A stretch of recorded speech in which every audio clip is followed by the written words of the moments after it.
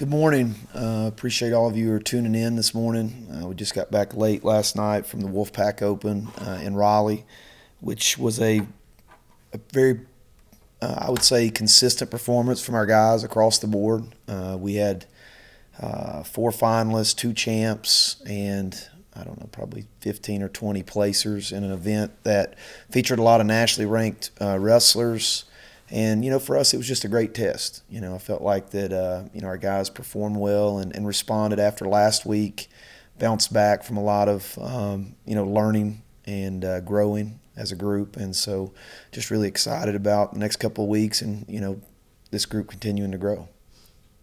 Coach, I'll start off. I guess John Milner has finished first in both events this year. Just what have you seen out of him for the growth that he's made, kind of coming in his own a little bit this year? Well, you can just see it in the confidence level that he has. I mean, last year he was not a starter for most of the year, but he did wrestle in some big matches for us. He wrestled against North Carolina, and that was an All-American that he wrestled, gave him a really good match, and wrestled in a lot of the big events like the Southern Scuffle. He won several Opens last year as well. He won the Lock Haven tournament and was just right there. Hindsight, maybe we should have tried to move him to a different weight class last year to got him in the lineup at the end of the year. But I think right now he's confident, and the more he wins, you can just see that confidence growing and getting some quality wins and just the way he's winning as well. He's scoring a ton of points, and no matter if he loses the first couple of points or first couple of takedowns, he just keeps grinding and he grows stronger as the match goes. And so, he's got a lot of things he needs to work on, improve on, but very pleased with where he's at this point of the season. Yeah, you kind of touched on, I think in both finals, he's kind of fallen down. Just his ability to score points, is that a reason to not panic for him, that he knows he's got a lot of time left to execute? Well, yeah, I mean, I think he can score a ton of points, and he never gets flustered no matter if he goes down by 2 or 6. I mean, he was down 6-0 in the first 40 seconds yesterday in that final. But we've been also talking about that. I mean, you can't go down big against really, really high-level opponents. If he's going to be an All-American, he can't give up those big leads because as the competition gets stronger and as you get those higher-level opponents, they're not going to give away points easily, and so it's going to be harder to bounce back from those bigger margins. And so we're working on that. That's something we're talking about, watching film, working on areas where he can improve and maybe have a better start to his matches, maybe be ready to go more when he steps out on the line. And if he can do that, I think he's going to continue to turn a lot of heads. I mean, I think last week he popped in the national rankings for the first time, and I look for him to continue climbing this week. Between two heavyweights making the final, Thomas Splits being a ranked NC State opponent, and Matt going down to the wire with the number one guy in his weight class in the country, maybe those are some of them, but what kind of stood out for you, some other highlights individually from yesterday?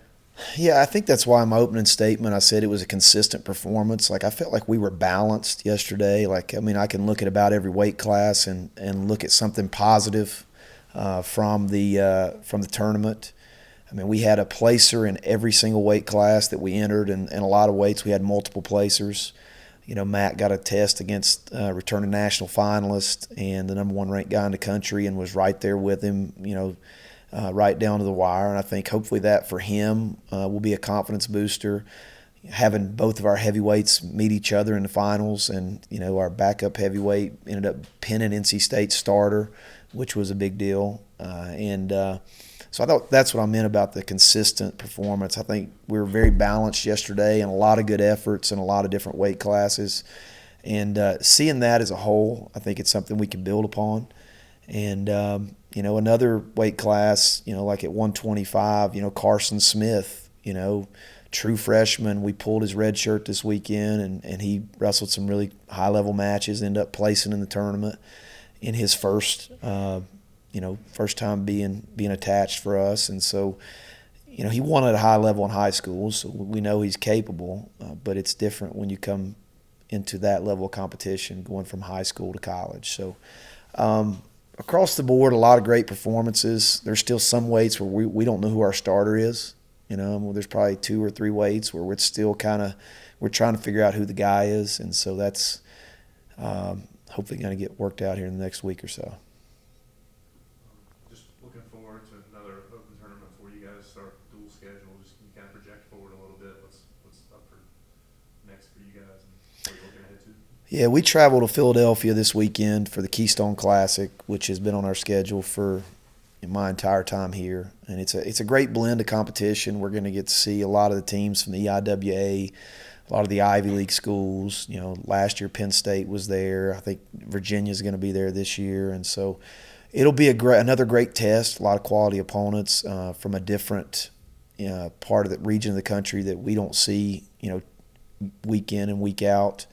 And so it'll be just another opportunity for us. And we can take multiple guys at weight classes. We'll probably take 17 wrestlers to that event.